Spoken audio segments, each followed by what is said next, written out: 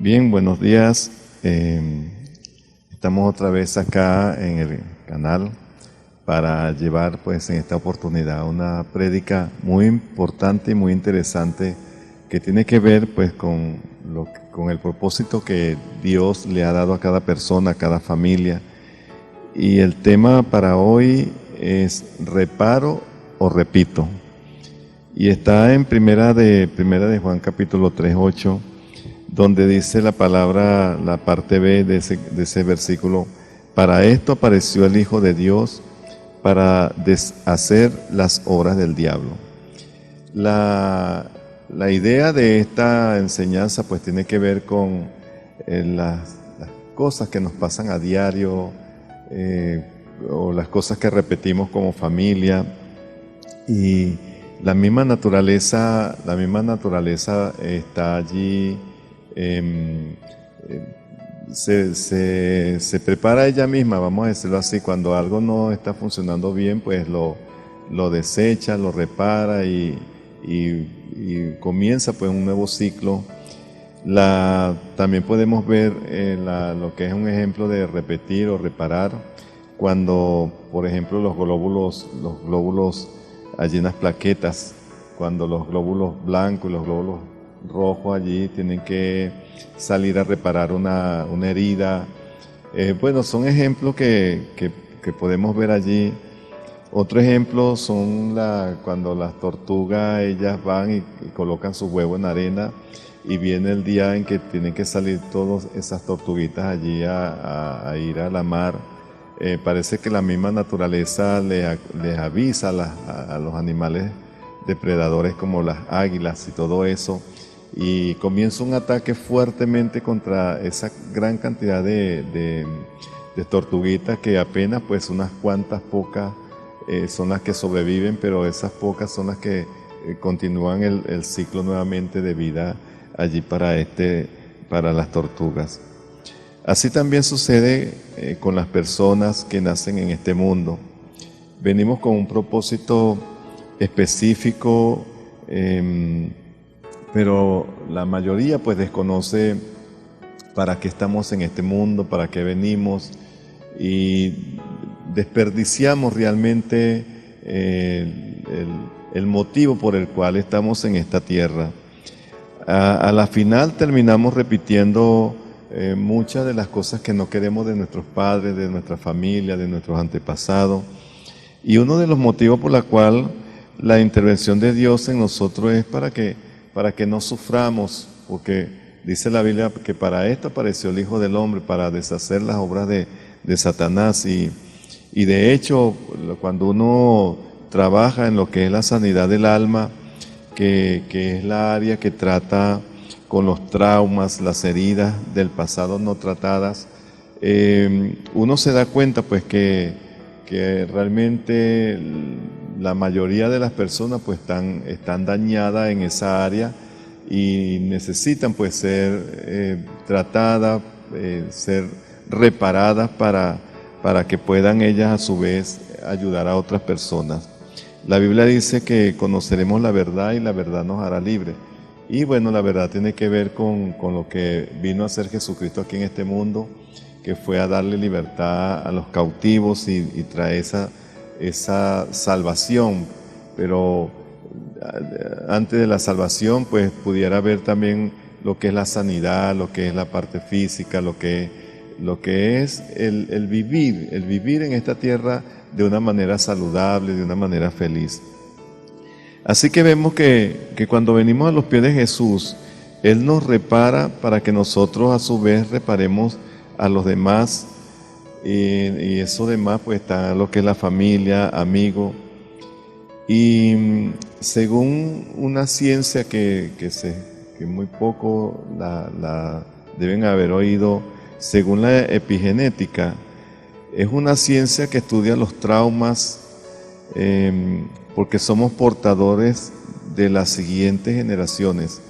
Esta ciencia, lo que es la epigenética, ella estudia los traumas, estudia las heridas de las personas, los eventos que una persona pudo haber pasado en su niñez y esto. Y más o menos la idea de ello es que, o concluye, o tiene su idea, es que esos traumas son transferidos a las generaciones siguientes y es algo que apenas está comenzando, según el estudio de la epigenética, más o menos en el 1942 fue cuando por allí se empezó a hacer algunos estudios de eso. O sea, quiere decir que es relativamente muy joven la ciencia para que ya está estudiando esta área de lo que son los traumas. Cuando la Biblia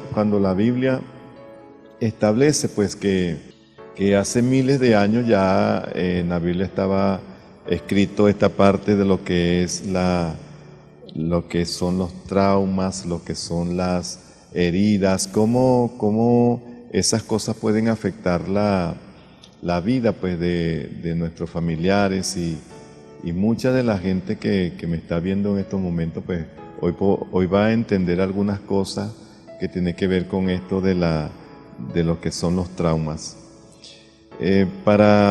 Podemos empezar con la vida de David. Por ejemplo, en el libro de Mateo, vamos a buscarlo por acá, el libro de Mateo capítulo 1, versículo 1, allí nos habla acerca de la genealogía del Mesías. Mateo capítulo 1, versículo 1, allí se habla de la genealogía de Jesucristo. Y en el versículo 5 dice que Salmón engendró de Raa a Boz, Boz engendró de Ru a Obed, y Obed a Isaí. Isaí engendró al rey David, y el rey David engendró a Salomón, de la que fue mujer de Urías. Si nosotros miramos esta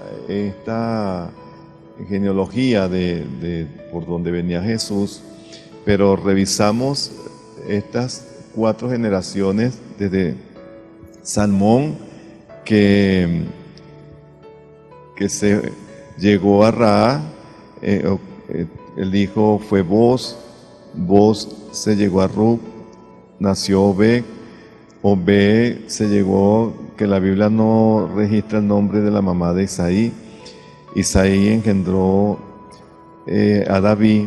Si nosotros miramos esta genealogía, vemos que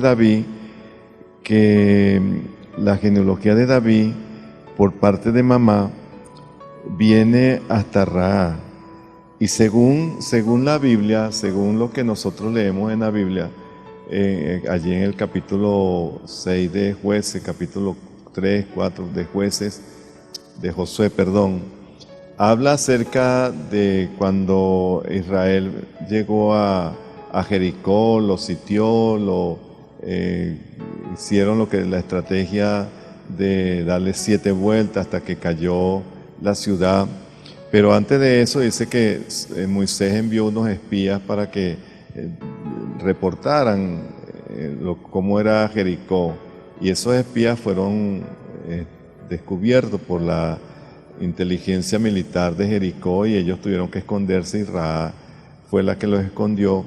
Y cuando ellos debieron irse, Raa le hizo prometer que cuando Jericó cayera, que la salvaran a ella y a su familia. Así fue, que cuando Jericó cayó, la única familia que se salvó de esa ciudad fue la familia de Raa, que la Biblia la llama la prostituta.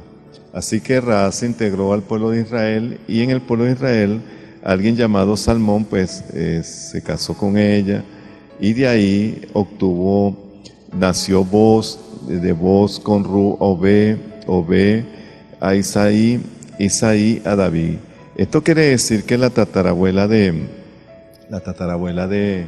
David viene siendo Raa. Ahora, cuando nosotros miramos un poco la historia, vemos que el rey David en una oportunidad, él no quiso ir a la guerra y paseándose en su palacio, vio desde el techo, desde el terrado, vio a una mujer que la estaban bañando, y eso le impactó a David, tanto que la mandó a llamar para que se acostase con él. Y aunque a David le dijeron que era una mujer casada, le dijeron que era la mujer de uno de sus militares, a David no le importó eso y se llegó a esta mujer, y de esta mujer pues que quedó embarazada luego, se produjo un pecado de adulterio en la vida de David, que lo llevó a que a su familia pues entraran maldiciones, por decirlo así, y fue fuerte para la vida de David luego de este pecado enfrentar esas consecuencias. Ahora, la pregunta es, ¿por qué David, siendo el rey que tenía acceso a cualquier mujer, de llegarse a cualquier mujer, bien sean vírgenes o no, por qué tuvo que llegarse a una mujer casada? Porque si miramos entonces la historia, estamos viendo allí, vemos que David, por la genealogía de David, y mirando hacia arriba, la tatarabuela de David tenía un problema que era un problema sexual, ella era prostituta, ella era ramera, así que ese pecado pues se fue corriendo de generación en generación, y llegó pues hasta David, que tal vez él no tenía una necesidad sexual como tal para hacer esto, porque tenía acceso a cualquier mujer, menos a las mujeres casadas.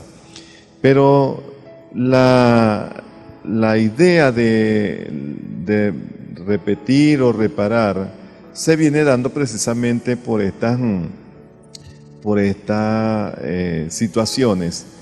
Y vemos que entonces el rey David cae en pecado, pero el pecado fue un pecado que venía transcurriendo de generación en generación, hasta que David miró a aquella mujer que le detonó esa parte, ese pecado sexual generacional que lo llevó a cometer este pecado, debido pues a que venía por la línea genealógica de David esa situación. Vemos entonces que en el caso de David, dice que después de David, David engendró, dice por acá, y Salmón, David engendró a Salomón de la mujer que fue mujer de Urías, y Salomón engendró a Roboam. Pero si nosotros seguimos la secuencia del pecado sexual, encontramos que Salomón parece que fue más afectado, porque la Biblia dice que tenía 700 esposas y 300 concubinas. Por supuesto, allí para un rey eran demasiadas mujeres, pero podemos notar que el pecado sexual fue un poco más, como más agresivo con Salomón. Y ese pecado de Salomón pasó a Roboam, que también, según los estudios bíblicos, Roboam tuvo problemas de homosexualidad y este tipo de cosas. Ahora, lo que venimos a enfrentar ahora, o lo que venimos a ver, es que nosotros venimos a reparar o venimos a repetir. Y según pues la epigenética, que ustedes lo van a estar viendo allí en su pantalla, dice que el óvulo, vamos a buscar por acá, dice, somos un óvulo y un espermatozoide.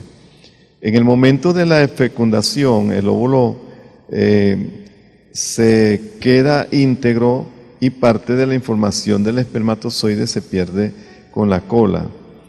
Y vemos allí que ahí es como especie de unos óvalos allí donde representan algunas generaciones.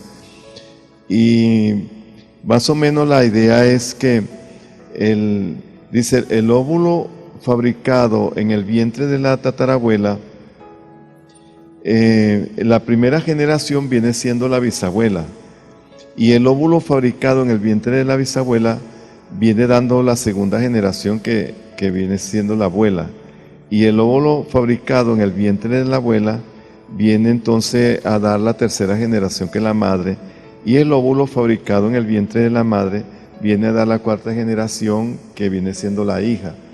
La Biblia allí en Éxodo capítulo 5 dice que Dios visita la maldad de los padres hasta la tercera y cuarta generación de los que le aborrecen.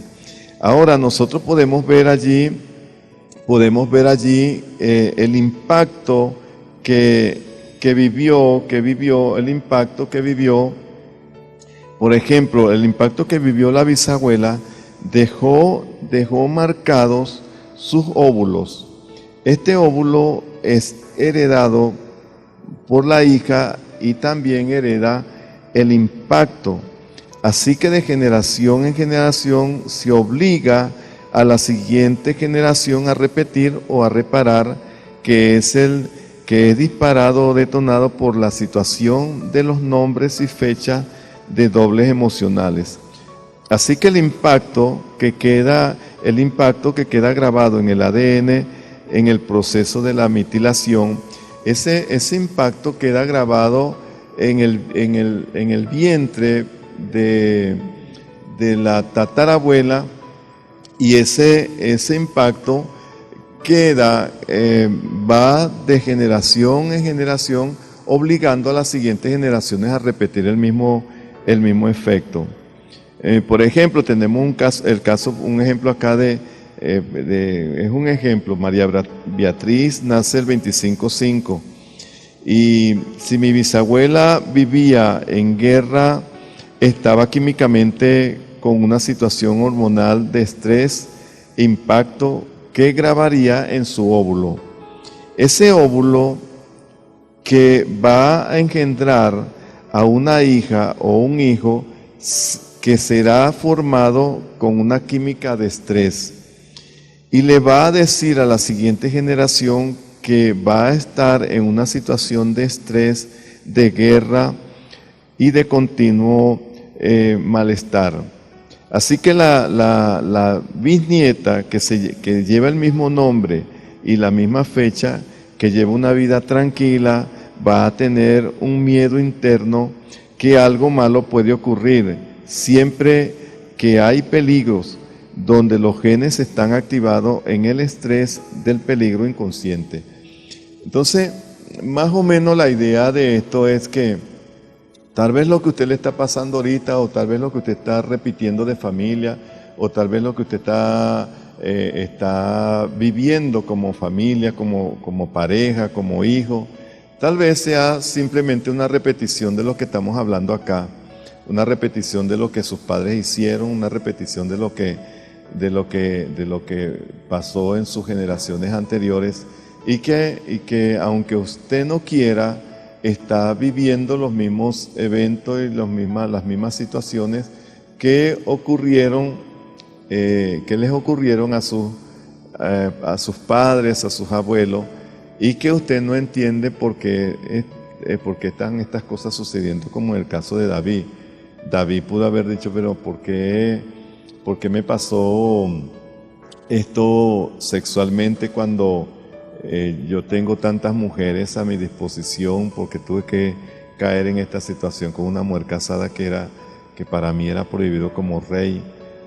Y no, porque él no sabía lo que era la epigenética, no sabía lo que era, para ese entonces, lo que era la sanidad interna, por decir algo así. No desconocían estas cosas, y por lo tanto pues vino a repetir el pecado de su tatarabuela. Entonces vemos que en la epigenética es esa ciencia que estudia los traumas, estudia las heridas de las personas, y ellos a través de sus estudios pues han llegado a la conclusión de que los traumas de los padres pasa a los hijos. ¿Por qué hago mención de esta ciencia epigenética? Porque la Biblia ya hace muchos miles de años atrás, ya la Biblia establecía que esto era así, que esto funcionaba así.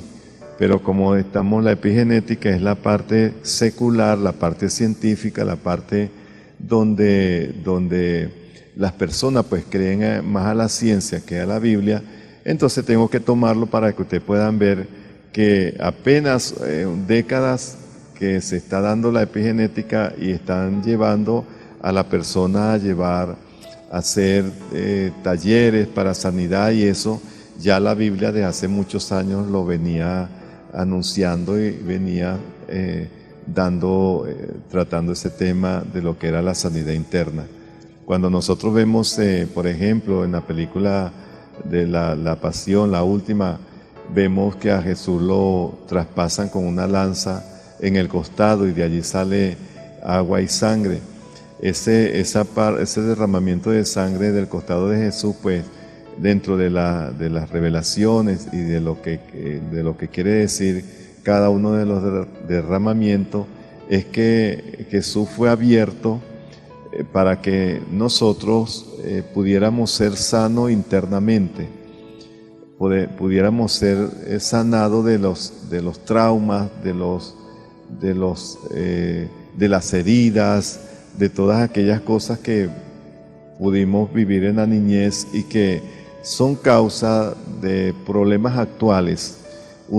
Por ejemplo, una mujer que haya sido violada siendo niña, ese trauma nunca se va a olvidar y siempre va a estar presente esa situación.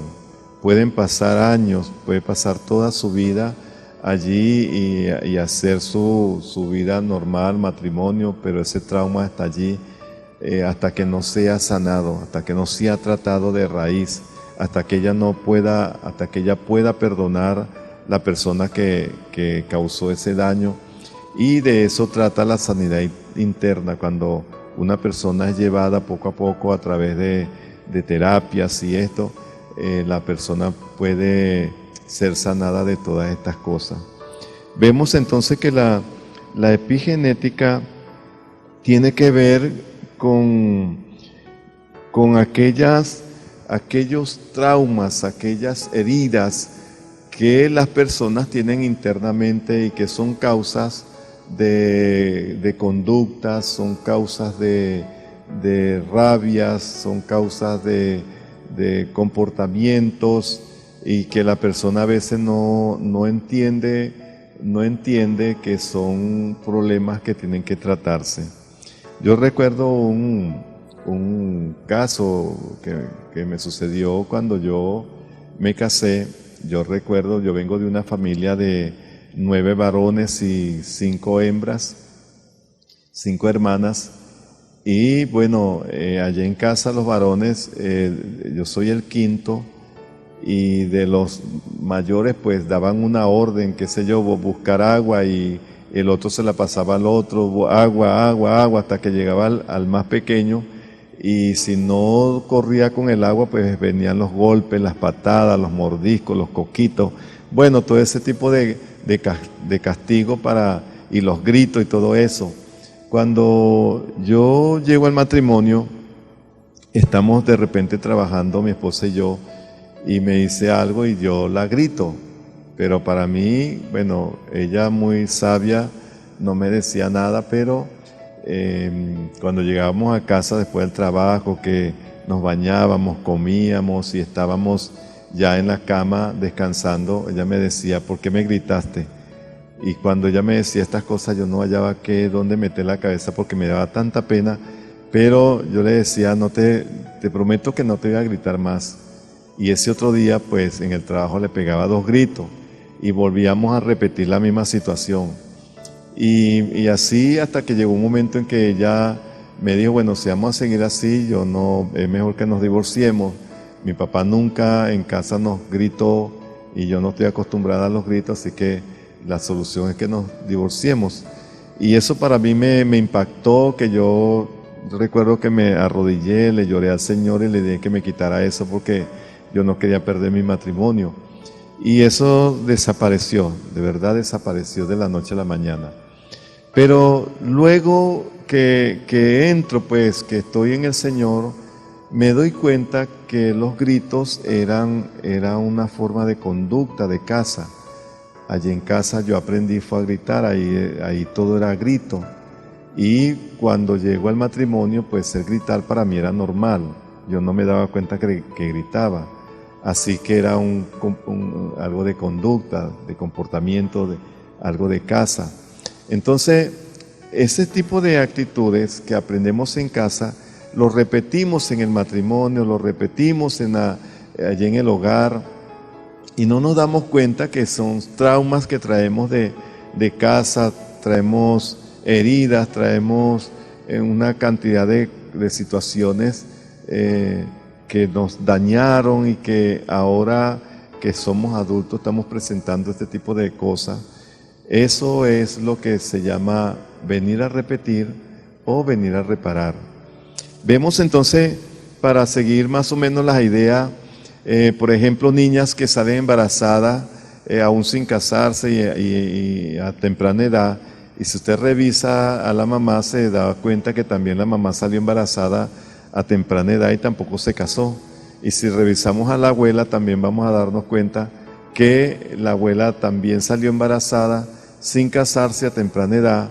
Y si vamos un poco más atrás hacia la tatarabuela, vamos a encontrar que también le pasó lo mismo. Entonces es como una cadena que se va repitiendo y todas las generaciones que van naciendo van repitiendo el mismo caso, la misma situación, bien sea de embarazo, bien sea de concubinato, bien sea de pobreza, bien sea de miseria. Hay gente que a esta altura viven con un rancho en la cabeza, el gobierno puede que le dé un apartamento o una casa amueblada y todo, y las venden para irse a un rancho, porque vinieron fue a repetir la historia de sus padres, a repetir la historia de la pobreza, a repetir la historia de la miseria, y eso es lo que la Biblia nos llama, pues, que venimos a repetir. Pero en la Biblia pues encontramos casos, por ejemplo, en el caso de Abraham. Si nosotros miramos a Abraham fue un hombre que fue pastor de ovejas, y luego nace Isaac, que también fue pastor de ovejas. También vemos a Jacob, que es hijo de Isaac, que también es pastor de ovejas.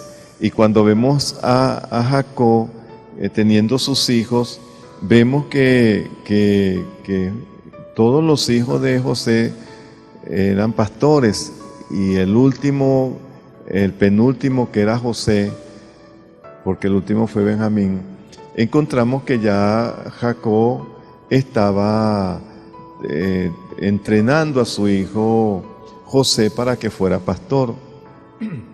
Sin embargo, nosotros vemos a través de la palabra que José, desde que era jovencito, comenzó a tener unos sueños de ser gobernador, de gobernar, de administrar, y los sueños, pues ellos estaban, a sus hermanos le caía mal que José pudiera tener sueños como ver a sus hermanos que se inclinaban, o ver 12 estrellas o 12 manojos de paja que se postraban y cosas así, ver al sol y la luna que se postraba.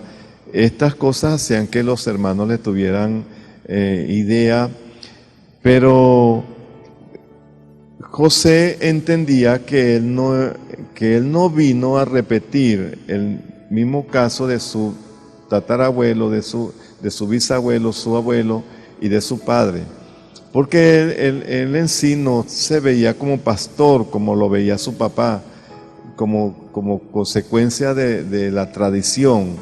José se veía diferente, y José fue un hombre que vino no a repetir, sino a reparar. Y vemos la historia de José, cómo pasa todo ese proceso hasta llegar a ser gobernador, y vemos que la historia de José y la historia de su descendencia, vemos que fue diferente a la historia de sus padres, de sus abuelos, porque fue un hombre que vino a reparar.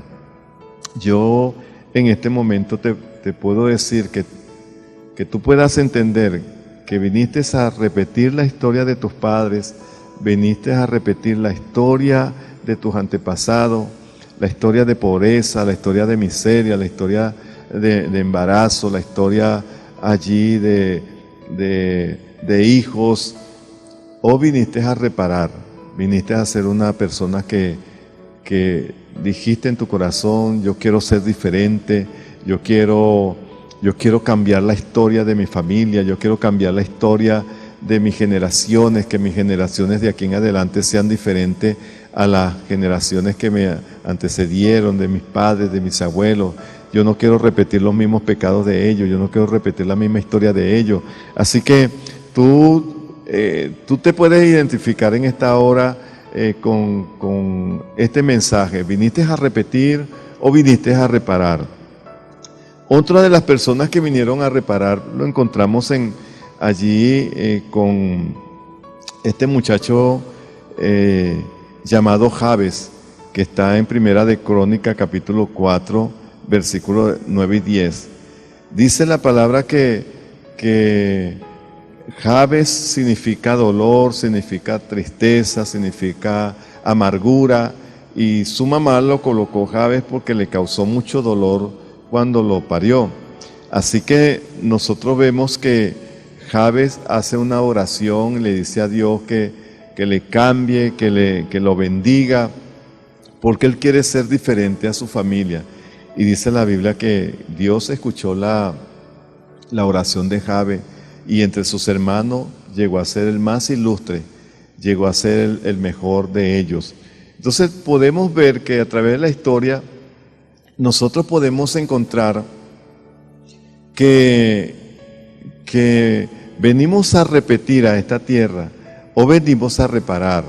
O sea, no estamos en esta tierra por casualidad o por error de la naturaleza, como muchos piensan que vinieron a esta tierra porque su papá, y que le echan en cara a su papá, le tiran en cara que ellos no quisieron venir a este mundo, pero toda la culpa es de los padres porque los trajeron a este mundo.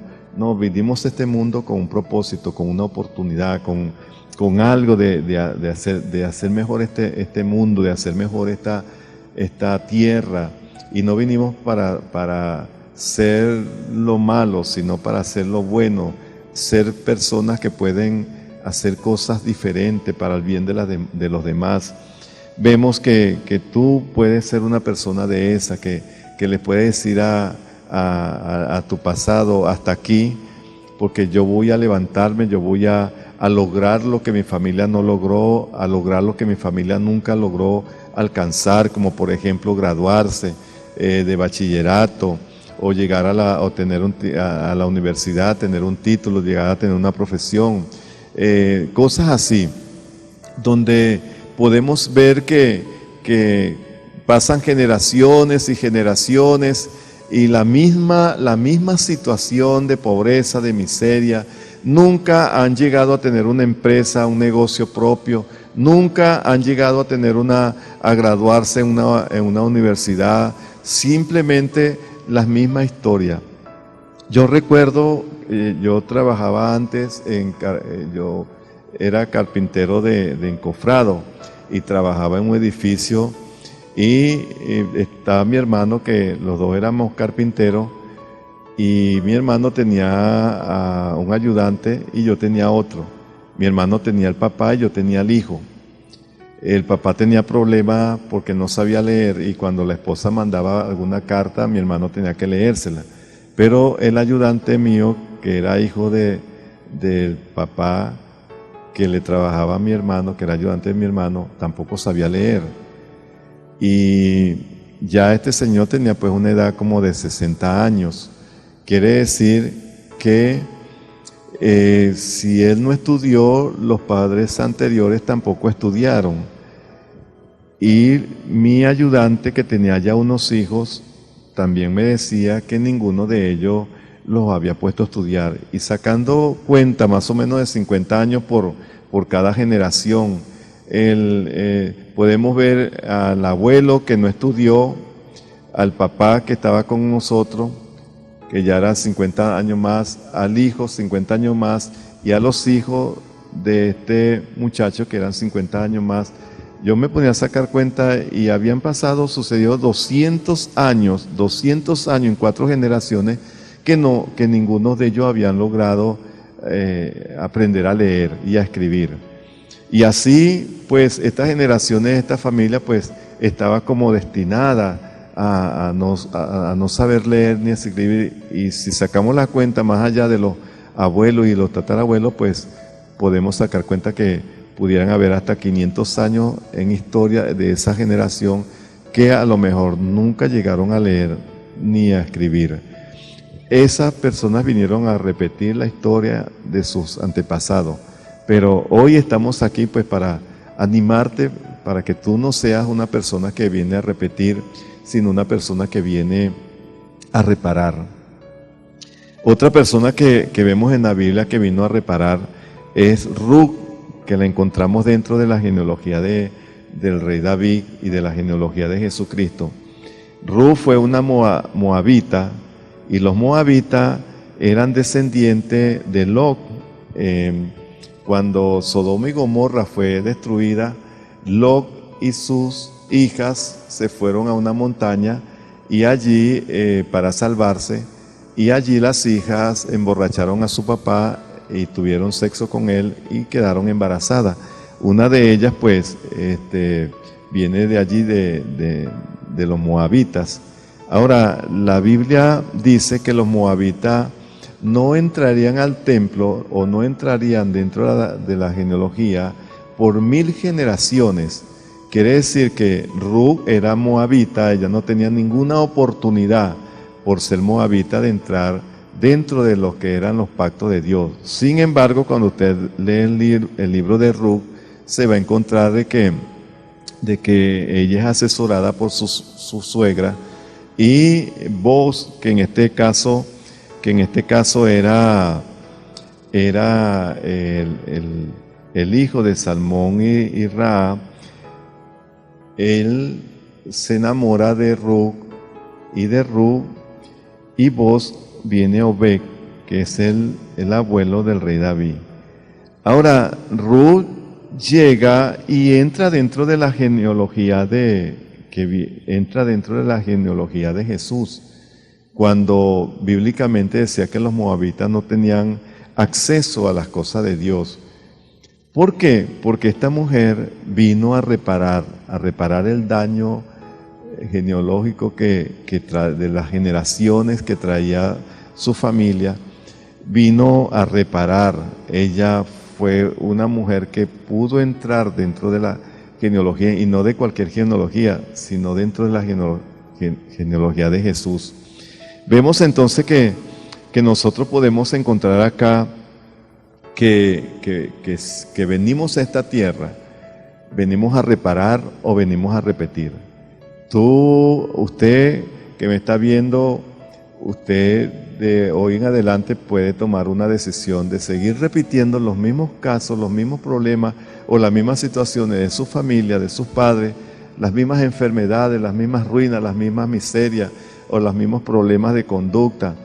Puede repetir lo mismo o levantarse y decir: yo vine a reparar, yo vine a ser diferente dentro de mi familia. Y he visto de personas dentro de una familia que se han levantado, que han dicho: yo tengo que ser diferente. Han tenido que huir de su familia y se han tenido que ir a otras partes, y en otras partes han funcionado, se han levantado, han llegado a ser personas económicamente estables, han llegado a estudiar, han llegado a tener sus profesiones, han llegado a tener sus negocios, porque son personas que entendieron que ellos no vinieron a esta tierra a repetir los mismos errores de sus padres, de sus familiares, sino que vinieron con un propósito, con una misión, y esa misión fue ser diferente, ser diferente. En la Biblia encontramos también personas que se les dio la oportunidad, de reparar, pero que no lo hicieron. Encontramos al rey Saúl. Saúl fue un rey que fue el primer rey de Israel, que no quiso obedecer a Dios, no quiso ser o adaptarse a las normas que Dios establecía, y a la final pues muere derrotado, pierde su poder de generaciones, porque según los reyes que continuarían serían los familiares. Sin embargo, aquí vemos que es quitado de allí del trono, sus familiares, ninguno de ellos, y colocan a David, luego eligen a David como rey. Otra persona que se le dio la oportunidad de reparar y no reparó fue Sansón. Sansón dice la Biblia que Dios le dio unos dones especiales con una fuerza extraordinaria para que libertara a su país del yugo, el yugo que se encontraba. Y sin embargo, Sansón utilizó sus dones para beneficio propio, para beneficios personales, y se olvidó de su misión, y por lo tanto pues terminó siendo ciego, terminó muriendo juntamente con todos los soldados y la tierra que tenía sometida a Israel en ese entonces. También encontramos a Judas. Judas fue un hombre que estuvo con Jesús, estuvo con el Señor, vio los milagros, vio las señales, vio todas aquellas cosas que pudo haber hecho Jesús, y sin embargo Judas no quiso cambiar, no quiso adaptarse, no quiso nada con respecto a la misión que Dios había trazado para él, y a la final pues termina vendiendo a su Señor, termina ahorcándose, termina pues destruyéndose a sí mismo por no querer ser diferente, por no querer cambiar. Y pues encontramos pues gente en la Biblia que tuvieron la oportunidad de reparar, pero que no lo hicieron. Vemos allí también personas que vinieron pues a repetir. Si miramos la descendencia del sacerdote Elí, allí en el libro de Primera de Samuel, capítulo 2, versículo 27, el sacerdote Elí fue un sacerdote que para ese momento era el sumo sacerdote, pero tenía 2 hijos que él no le puso límite, no los disciplinó, sino que dejó que sus hijos hicieran lo que quisieran. Y allí nosotros vemos que la Biblia dice que vino un profeta y le dijo al sacerdote Elí que sus hijos iban a morir y que Dios lo quitaba del sacerdocio, y que nunca más ellos volverían a ser sacerdotes. Y en el libro de Primera de Reyes vemos el último descendiente del sacerdote Elí, que fue quitado. Él se llamaba Abiatar, donde fue quitado del sacerdocio, lo sacaron, Salomón lo quitó y colocó en su lugar a otro, y allí en ese versículo dice, para que se cumpliera la palabra dicha por el profeta al sacerdote Elí. Vemos que la profecía decía que los descendientes de Elí serían personas que morirían de temprana edad.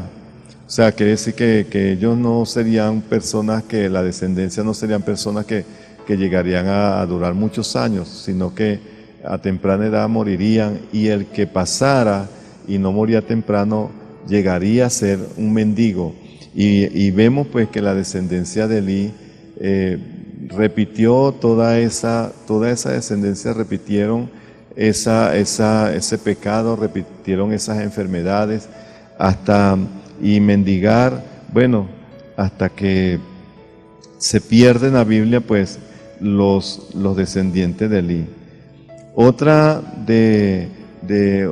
persona que también vino a repetir fue el siervo de Eliseo. En Primera de Reyes, capítulo 5, vemos que cuando Naamán el sirio que estaba enfermo de lepra, que fue sumergido 7 veces en el río, a él se le quitó la lepra, pero él quiso darle pues al profeta Eliseo, quiso darle recompensa por la sanidad. El profeta pues no quiso, pero este siervo Giesi, después que se fue este hombre, lo persiguió hasta encontrarlo e hizo que este hombre le diera unas ropas, le diera le diera oro y todas esas cosas. Y cuando se presenta frente al profeta, el profeta Eliseo le pregunta: ¿dónde estabas? Y él le dice: anda por allí. Y el profeta lo confronta y le dice: ¿acaso mi corazón no estaba con tu corazón cuando hiciste esto y lo otro? Así que la lepra de este hombre Naamán se te va a pegar a ti y a tu descendencia. Vemos entonces que si hubiese un descendiente de Giesi en este tiempo, a lo mejor tuviera lepra, porque fue un pecado que se transfirió de generación en generación. Vemos entonces que nosotros venimos a repetir o venimos a reparar. Vemos que repetimos muertes prematuras, enfermedades, condiciones espirituales, condiciones físicas, condiciones financieras. Venimos a reparar o a repetir. En usted está la decisión de tomar hoy día la decisión de levantarse y decir: yo he nacido para reparar. Pero quiero decirte algo, que por sí solo nosotros nos reparamos. Reparamos cuando nosotros entregamos nuestra vida a Jesucristo, cuando a través de Jesús nosotros somos sanados internamente y podemos entonces emprender ese camino de reparar a nuestra familia, de reparar esos pecados, de reparar esas situaciones. Y hoy pues yo te invito para que tú puedas tomar esta decisión de seguir a Jesús, de seguir a nuestro Señor Jesucristo, entregándole tu corazón, entregándole tu vida. Y estoy seguro que cuando hacemos esto y reconocemos a Jesucristo como nuestro Señor y Salvador, entonces comienza una nueva historia, comienza un nuevo trabajo en nuestras vidas, que nos lleva a que nosotros seamos gente que viene a reparar. Así que hay una oración que la podemos hacer hoy. Puedes repetirla conmigo. La hacemos todos los domingos cuando podíamos. La hacíamos todos los domingos y la gente la repetía. Tú lo puedes repetir allí, la puedes tener allí bajo la manga, para que cualquier situación de peligro tú puedas decirle a repetir esta oración y tu alma pueda ser salvada. No se pierdan. Las almas que se pierden fueron que vinieron a repetir las mismas historias, los mismos pecados, y nunca tomaron una decisión de reparar, de que su alma pueda ser salvada. Así que puedes repetir conmigo esta oración, decir conmigo: Señor Jesucristo, gracias porque me amas y entiendo que te necesito. Gracias por perdonar mis pecados y hacerme la persona que tú quieres que sea. Te abro las puertas de mi corazón y te recibo como mi Señor y mi Salvador. Escribe mi nombre en el libro de la vida y permite que no se borre de allí por mis malas acciones. Amén y amén. Si hiciste esta oración, bueno, te invito para que busques una iglesia donde tú te puedas congregar, y si no una iglesia, pues un grupo familiar donde tú te puedas reunir y puedas crecer espiritualmente y puedas llegar pues a que tu corazón sea sanado y pueda ser diferente. Así que nos vemos en otra oportunidad. Me despido con el saludo de siempre. Te quiero mucho y te llevo aquí en mi corazón. Chao. Que Dios te bendiga.